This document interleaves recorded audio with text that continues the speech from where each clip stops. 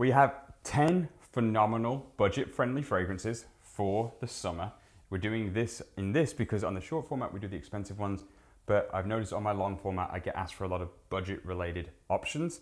The last like 3 kind of are the ones that you could buy now in the summer and still wear off into the fall, if that makes sense. So without further ado, starting with, this just made me a liar. This would also be one that you could wear year round. This is Khamrah Waha, and it was quite controversial on TikTok. And my thing is with this, if you don't like the fragrance is a slightly sweet cucumber water, and imagine exactly how it would smell if you were leaving a spa and you had a nice cucumber water in a bottle. If you don't like the fragrance, that's fine, but the thing that made no sense, the controversy with this to me is it is an original creation made by a master perfumer in Jordi Fernandez, and it is without that crazy price tag that usually comes with that, because an original creation by a master perfumer usually means it's coming from a niche or designer, which means it's very fucking expensive. To me, the thing that I thought was beautiful about this, aside from the scent profile itself, it was something where it was access to those 2 things for absolutely everybody on planet Earth, because Lattafa actually distributes to majority of the fucking globe, unlike a lot of the other smaller, cheaper brands. Even if you don't like the scent profile, I think this is something very revolutionary for what's going on in perfumery, which is accessible luxury from master perfumers that are original creations. Now, if you go, it's not an original creation, it's this, like, it's an original creation. Because my thing is this, if you guys say Khamrah was a fucking Angel Share dupe, it's a terrible dupe of Angel Share. So to me, this is a completely original creation by a master perfumer. And I think this is one that you really could truly wear year fucking round. So moving on to a straight up summer classic. This is, I almost said VIW, this is Rayhon Aquatica. And now, Harry, if you could, can you grab my 2 bottles of VIW that are in there still? So VIW OG batches to me are elite in their own sense, and you can slide them over. I wear this time and time again over the current VIW because they do smell different. Now, I made a comment in October when this came out that it reminded me more of these because it was boozier and it lasted longer. And then everyone said, Rayhon duped the blue. No, they didn't. They just, that's how their dupe came out, okay? So is it intentionally meant to smell like a vintage bottle? No, but it was a really nice, easy cop-out for a lot of people to say so, because 99% of people watching this video could never try this because it's just bloody fucking expensive. But my point to it is, for any of you who don't know what the fuck a VIW is and you just want to smell good, this smells like a boozy, creamy coconut with lime, and it smells like a very, very expensive yacht party where you do not go to a weird fucking island. You just go on with your life, smile, and have a fantastic day as a billionaire, not a billionaire weirdo. Next, we have, this is Summer by Nusuk, who I famously said the owners of the company were assholes, which I found out it wasn't the owners of the company, it was the old marketing team that were assholes and very rude for no reason. But even in saying that, I've always said that this is a phenomenal, phenomenal take on a fragrance that is beautiful but does not last, which is Pacific Rock Moss. About a year ago, I was working with Joma Shop until I found out some stuff about them. I went away, and a parting gift to them, to me, was a bottle of Pacific Rock Moss, which I loved, but my friend adored, and it did not bloody last. I got sent this as PR back then, and I was like, this is significantly better in terms of longevity, and the scent profile was close enough. I'm not one of those people to do it's 99% accurate. I don't even judge them as dupes per se. The way that I judge a fragrance is it a good fragrance? In terms of, is it a good summer fragrance? This is a phenomenal summer fragrance. Very easy to travel with, it does not leak. That's my problem with a lot of this stuff, is if I like something that's impossible to get, I hate traveling with it because I've broken many of a bottle. Can you get my Attrap Revs? Because this will show you guys, this is why I hate traveling with expensive shit. So this is Attrap Revs by Louis Vuitton. It's obviously not mine, it's my girl's. And she does wear it a lot, but I'll show you guys now what the problem is. This leaks like crazy. I'll show this camera here.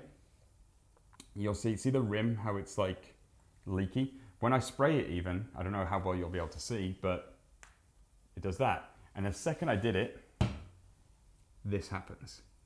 So I've now stopped traveling with expensive or difficult to rebuy fragrances. And that's where, especially in the summertime, you want stuff that lasts, you want to travel with those.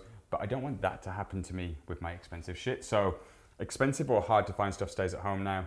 And it's kind of like that. It's like those guys who buy fucking fake watches to go to places like the UK so that they don't get robbed. Kind of the same vibe. Next, similar to this, you have to grab vibrato and afternoon swim for this. I have all this bloody stuff all over me now from a trap revs. It looks like I have makeup. It looks like I have blush on my hand. But Empire is supposedly a VIW plus afternoon swim. But to me, I don't get as much afternoon swim as I get this weird little hint of ginger from here more than I do. So I get more of a this plus this with a little sprinkle of orange zest on the top. But it makes it for a fun alternative to always wearing VIW for me, because I absolutely adore this DNA. It's kind of like, I love Ferrari. Now, not the Lucy, but everything else from Ferrari, I always have this soft spot for. Same type of thing there, where that DNA of VIW, I always have a soft spot for it. And this just gave it something a bit more fun. And it has that like longevity that I get from vibrato in there as well, which again, that type of fresh, creamy DNA is just hard to make it last. So Empire to me, it does a good job of that. I've noticed that mine is a very different look. Have you noticed that? Everybody else I've seen post about this has that like... The small bottle? Yeah. Oh, they have a bottle that looks like this. Yeah, so they have a bottle that looks like that. I don't know what, if mine's just like a prototype that they sent me. That's a real bottle. Every time I search it, I can find that bottle. It's hard to buy that bottle. Oh. It's hard to buy the fragrance. I'll say this with them, is they are, that brand as a whole has some very, like, their peak, their ceiling is really high, but their floor is really low. So if you go through that brand as a whole, be mindful, because some of their good ones are fantastic, like that I just showed. Slow living, great. But then some of the other ones, like the milk drop one, it's just not for me. So be mindful of that. But that's all fucking brands, let's be honest. Like, Louis Vuitton made My Rod, or My Raid, however you want to say it, and that just smells like booty. But next, you'll notice a trend here for me with summer, because I travel a lot in the summer. I like longevity more in the summer than I do in the winter, and I think that's because in the winter you typically get it anyway. But this is Laotian by Laneige. Now, I shop at this shop called Classic Wholesale in Dallas. Harry, you'll put a picture of it. It's got a big arch. The guy at the desk there, his name's Rishi, he kept telling me about this, and then this other guy who followed me, he came in and he was like, bro, he's a musician, and I don't want to over display his name, but he told me that this is his like concert fragrance because it lasts through sweating at a concert. And I was like, fine, fuck it. I was already spending like, I think I spent like $2,000 that day. I was like, fuck it, add it on. Nice little add on. And I was shocked. Very different than everything else I've shown you on this list. It is a bit more aquatic, but it's not aquatic where it just smells like fucking sea salt. Very nice. Next, I had to have one of these on here. I like sunscreeny DNAs. This smells like sunscreen in a bottle. This is Musk 01. I haven't tried Musk 07 yet, but essentially this smells exactly like a nice, fresh, slightly coconutty sweet sunscreen. So what's the name of that brand? The one with the little monkey on the fucking front of it. I can't remember the name of it. The sunscreen brand? Sunbum, I think it's called. It smells like that to me, mixed with a little bit of musk therapy. But if you were buying something on this list for you and your girl to only travel with one bottle, this would be the one for that reason, is that it is a truly unisex fragrance. Every time I've wore that, I've got a compliment from a woman. And it wasn't my mom. Next, talking about unique, we have Paris Corner's Moscow Mule. Now this is an interpretation of a fragrance that you can no longer buy, which is Kilian Blue Moon. And the easiest way to describe this, and you'll see I've gone through quite a bit of this one, is a spicy ginger fragrance. Similar to a Moscow Mule. Harry put a picture of a nice Moscow Mule here. Spicy, still fresh though, so like a really spicy fresh. It's unique in that sense. So this is not a go and blind buy unless you are somebody who enjoys unique fresh fragrances. And the reason I say that is that everyone wants to smell like soap and fucking tea and ginger right now. This is a spicy ginger that just sets you apart. But to me, this is a very beautiful fragrance that you can rock year round, but absolutely fucking kills it in the summer. I had a friend from the gym. He came here and he smelt everything because he got kind of rudely treated at Neiman Marcus. He came and smelled everything. And out of every fucking thing that he tried here, the only one that he went and bought for himself was this. Next.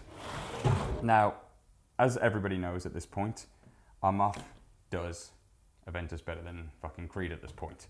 But I wrote this off heavily because they released it in October of last year when I was at Beauty World. And I was like, what the fuck? Like, it's getting cold in Dallas. It made no sense to me. And then I realized it's just a really more like a summer flanker of Aventus. So if you're somebody who is newer to fragrances and Aventus is still, you know, your new shit, it's like that's the shit that, you know, I feel like Aventus is the gateway to fragrances for everybody. So if you're somebody who's still in that beginning phases and you just want to branch out without having to spend a shit ton of money, I'm off bling, but just make sure that you don't get ripped off, because that same friend who I told about that got told that this was $80 at a shop in Dallas, and it's not $80. And as you see in these notes, don't judge them. They're obviously trolling on Fragrantica. There's no fucking, what is it, stardust? Yeah, there's no stardust in here. Then we have Hawas Ice. So these last like 4 have kind of been, you could rock them year round, but they do shine in the summer. Hawas Ice for me, I like Hawas Ice, but I know for a fact that I don't like it as much as everybody in my fucking comment section does. The thing that people love about Hawas Ice is simply this. It is a fragrance you can wear to the gym. It is a fragrance you can wear all summer. It is a fragrance you can wear for dinner. And the beauty of it is that's all in the same spray, because this stuff lasts for bloody ever. So if you want a truly dailyable fragrance and you are on a budget, that's where you go. And you can buy this pretty much everywhere. But the last, for me, is the best. This is Shaka Sky. Now, I know all the people who go like, oh, you're just promoting it because it's new. No, I was involved in this a long time ago when we started talking about it. My top 3 fragrances still are as goes. It goes Outlands, greatest fragrance ever. Then it goes best dailyable fragrance. Harry's opening the door to go and find it. For me is Herbes Troublantes, Herbes Troublantes, Herbes Troublantes, however you want to bloody say it. To me, there is no better dailyable fragrance. As you see, I have gone through a lot of it, but you can never buy it anywhere. In the US, for some reason, it's always sold out. And before you guys go, oh, as you can see, I don't know how well you can see it on that front camera. Is it better on the top cam from this? You can see this bottle is bloody broken. It's been smash bashed and everything. Similar to that, I don't like traveling with stuff that I can't buy. So I have traveled with this. And I have never called anything in my life 1-to-1. And I'm not going to say it now because we all have different noses. But for my nose, this is so bloody close that I really don't care. The only big difference for me is this projects a lot heavier in the first 2 hours. Meaning when you spray this for the first 2 hours, you can smell this a lot louder, but then it literally falls off the edge of a cliff. This, on the other hand, does not project as loud for the first 2 hours, but it keeps that same level of projection for like 5 hours.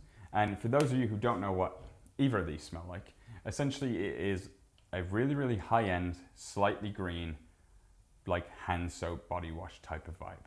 And to me, it is the easiest fragrance to pull off at any time, because my other top 2 being Outlands as my just fucking, you know, masterpiece, beautiful fragrance, and then Caden as my winter top 1, are very situational, right? You have to wear them at the right place. You have to think, okay, is this an Outlands type of place, which every day is an Outlands type of place. But this, in a rush, at any moment, you can grab this and go. Absolutely beautiful. Also, I have to know before we leave, do you guys really think that I look like David Raya, or is that just you guys fucking trolling? Because that'd be a dope collab.